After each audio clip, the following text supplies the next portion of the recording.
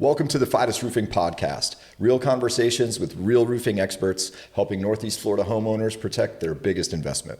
I'm Brandon, and today we're breaking down something homeowners always ask but rarely understand: what actually happens after you sign a roofing contract. So today we've got Alex with us, and we're going to walk you through step by step the entire re-roofing process, from the moment you say yes all the way to the final cleanup and your closeout packet. This is the episode you want to watch before your roof project starts so you know exactly what to expect.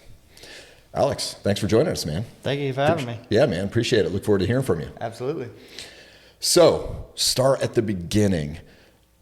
Lay it out for us. What happens when a customer signs a contract, they're getting a new roof? 3, 2, 1, go. Yeah, of course. So once all the paperwork's done, what's going to happen is you're going to get a call from one of our office staff regarding scheduling. So that'll be, when the roof's going to start, when the materials are going to get there, dumpsters, all that. Once everything's scheduled and the dumpsters are delivered and materials delivered, the next step is going to be the roofing crew will show up. They're going to tear off the roof, they're going to put on the new one, and then we're going to get into our closeout. And that's very simplified version of it that we can get into a little more. But that's majority how it goes. Sounds easy enough.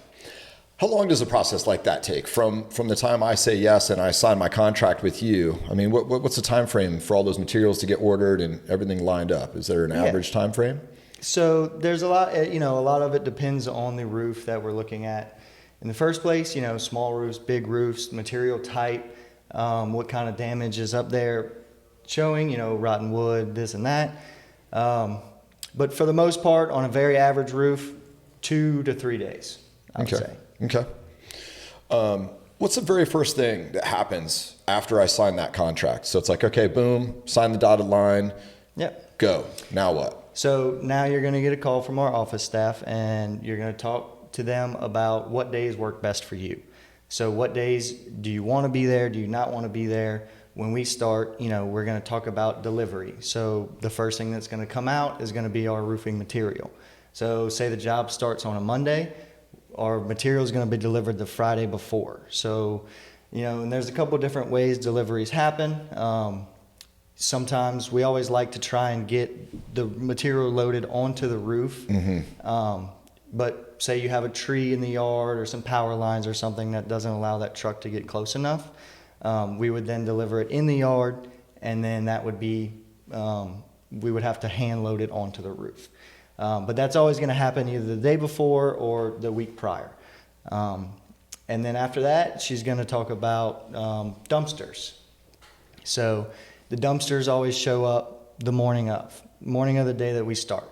That's going to be the first thing. Also very similar to the material, we like to get the dumpsters as close to the house as possible. So if you have a driveway leading right up to your house, we're going to put it right up next to the house. And that just kind of helps us with tear off, so we're not having to carry everything down the roof and then put it into a dumpster separately and do that. And then after that, that's when we kind of get into the roof. Okay. What kind of expectations are there with, you're talking about this dumpster that shows up. I've seen these things. They're big. There's a lot of material that comes off an entire roof, right? Definitely. So as far as prepping for that dumpster, parking, like logistics for that, mm-hmm. How many days do homeowners typically have to prepare? I mean, is there like a week-long notice once they've picked, hey, yes, I do want to start on a Monday, let's say. Do people typically vacate the home during a re-roof, that kind of stuff? Yeah, so we always like to give, at least a 2-week advance on how quickly your roof's getting done. So like our scheduling tends to happen, 2 weeks before, and there's some extenuating circumstances where people need to get things done quickly, where we can make it happen, within a week or so.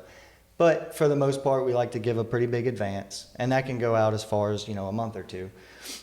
But, and then when it comes to, vehicles in the driveways and all that kind of stuff, we always recommend if there's a vehicle that you need to use daily, that you need to get in and out of your home, we recommend either parking it, if you're close with your neighbors, they may allow you to park it in front of their house or park it in front of your house, just to make sure that we're not blocking in something that you need for daily transportation. Yeah.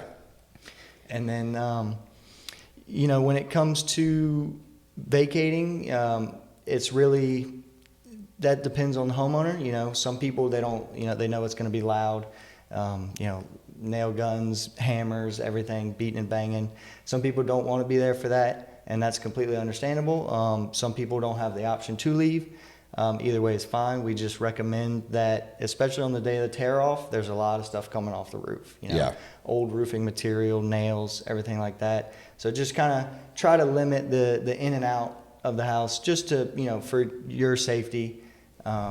We don't want anything falling off the roof, hitting you on the head, anything like that. Yeah. So they could access the home if they needed to, but we definitely want to minimize it. Yeah. Just, leave for work in the morning, come back in the afternoon, that kind of thing. We don't want in and out 10, 12 times a day. Okay. How early do the crews start? So on tear off day, that first day, dumpster's sitting there, they're rearing to go. Yeah. What is that homeowner expecting? How long does that day last? So our dumpsters normally show up about 7 in the morning. So early start, first day, we want to get that roof tore off as quickly as possible so we can start the process to kind of get it back watertight. So, and then when it comes to how long they'll work till, a lot of times on that first day, they'll go till dark. It depends on, and, of course, time of the year. If you're doing it in the winter, it gets dark around 5:30, 6 o'clock. Yeah. If you're in the summer, they can be there from 7 in the morning to 7:30 at night.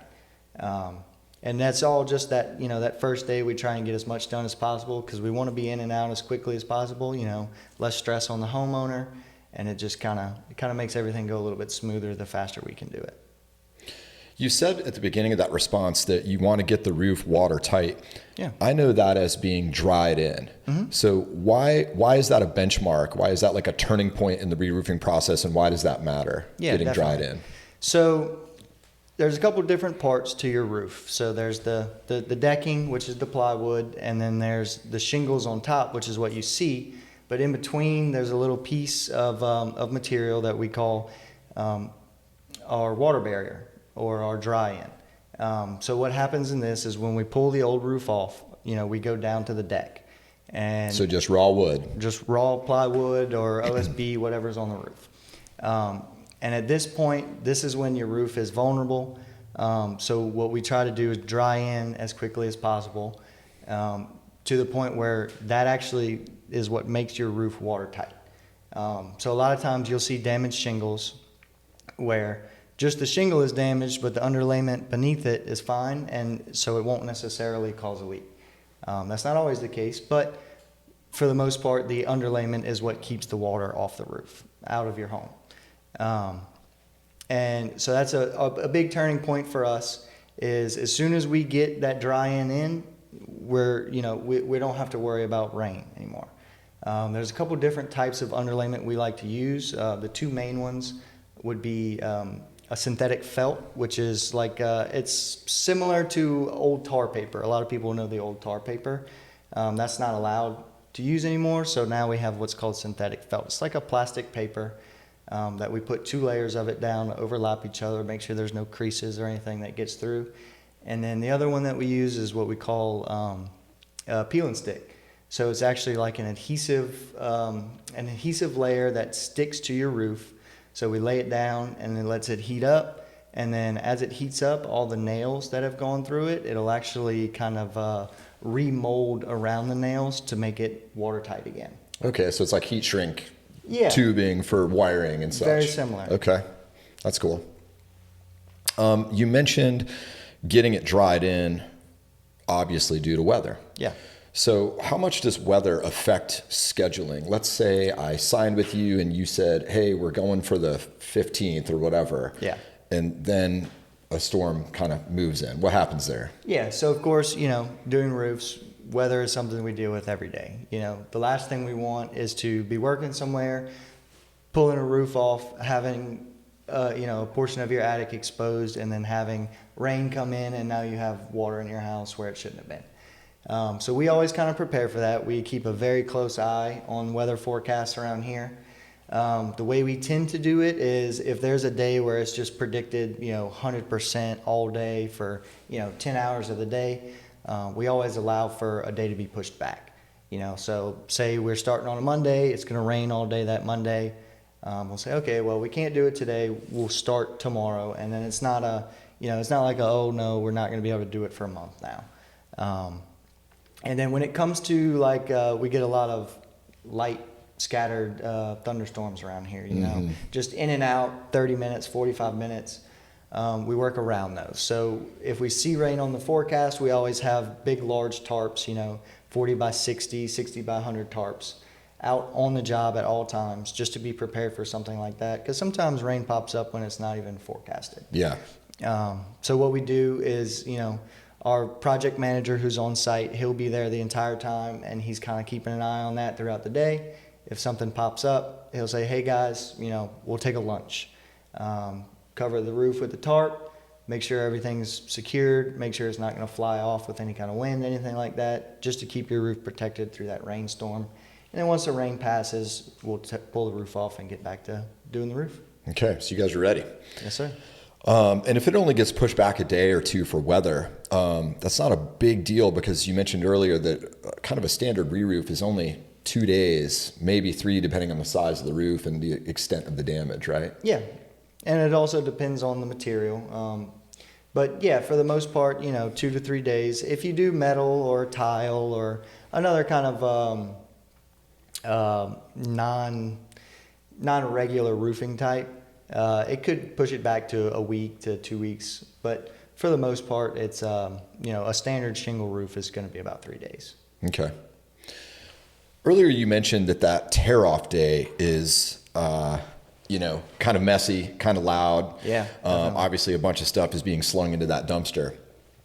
So, and I've seen these sites. Oh yeah. And it is a mess. So what does the FIDUS cleanup process look like? How do you tear all that down and have a pristine yard and driveway again? Definitely. So our cleanup process starts when we show up. Very first day before we start tearing off the roof.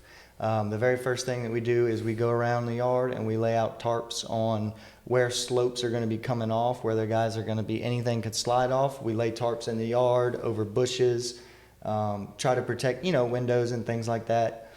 And then throughout the day, as the guys are working, what they'll do is they will, they'll have a guy or two on the ground who, once they've finished one side of the house, that guy will kind of roll up that tarp and they'll just pull it over to the dumpster, kind of empty it out before it gets too heavy, too full. Mm-hmm.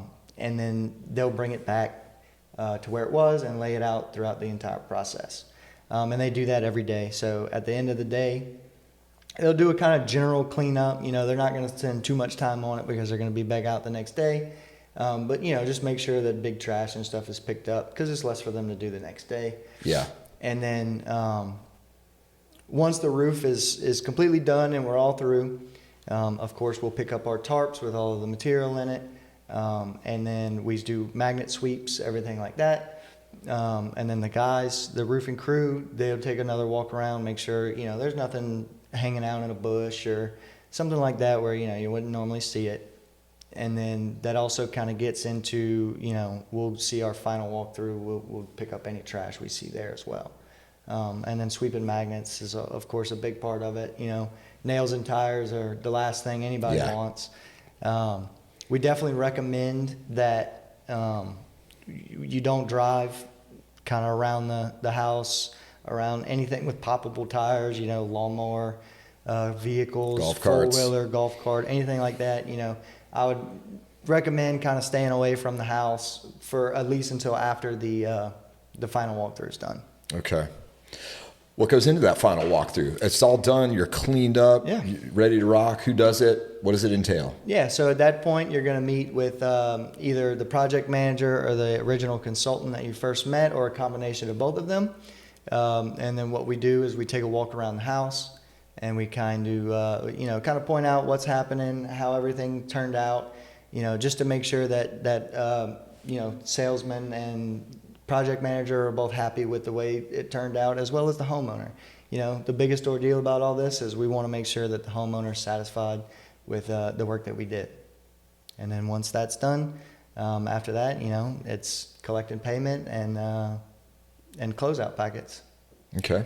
Anything particular in the closeout packet? Anything extensive there, or what does that look like? That's our standard paperwork. So that's gonna have your wind mitigation, and your final inspection passing. Make sure that that's all there, and then just it's your general information that you should keep with you, so you have all of that for your for future. If you ever decide to sell the house or anything like that, it's just kind of a good big packet of information for you to have. Awesome. Well, man, that's been super informative. Thanks for sitting down with me this morning. Yeah, thanks for having me. Yeah, man, thanks for the info. If you're getting ready for a new roof or want the full FIDUS experience, schedule your inspection and estimate at no cost to you at FIDUSRoofingandConstruction.com. Thanks for tuning in, and remember, a great roof isn't magic, it's just done the FIDUS way.